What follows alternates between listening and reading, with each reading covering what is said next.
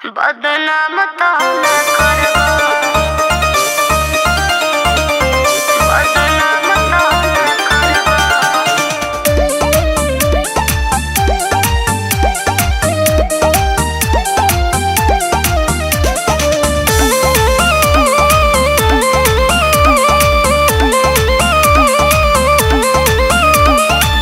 जब लगी अब साथ निभाइब कब न तोहरा के छोड़ के जाई ए जान।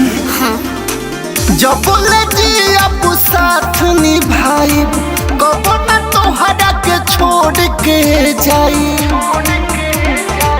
कहत अभी भर दी मंगिया कमना बात के डर बा ए जान। ए पगलू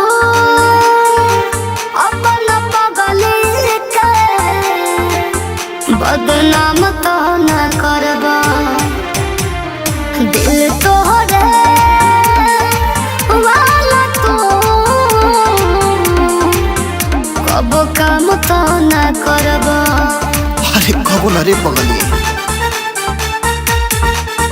बदनाम तो ना करबो,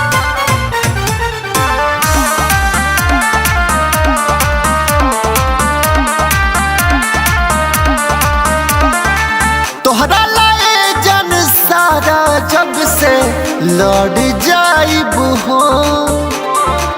खाके कसम कहतानी कब दिल ना दुखाइब हो। का बुझले रे पगली। सुना कद हमरा से वादा हो, कबो देबो ना दहगा हो। हमनी के प्यार पे जान सबके नजर बा। का बुझलू। ए पगलू अपन पगली के बदनाम तो ना करबो, हर दिल तोरे वाला तू कब काम तो ना करबो।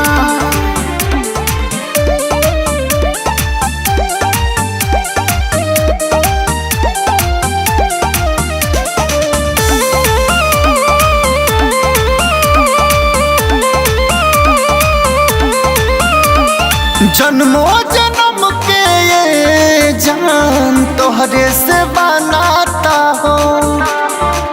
हमनी के जोड़ी बना के भेजले विधाता हो।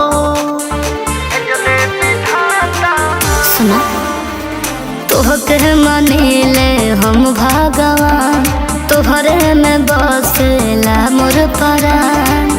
कहे श्याम अतुल संगे रह के जीवन भर बा।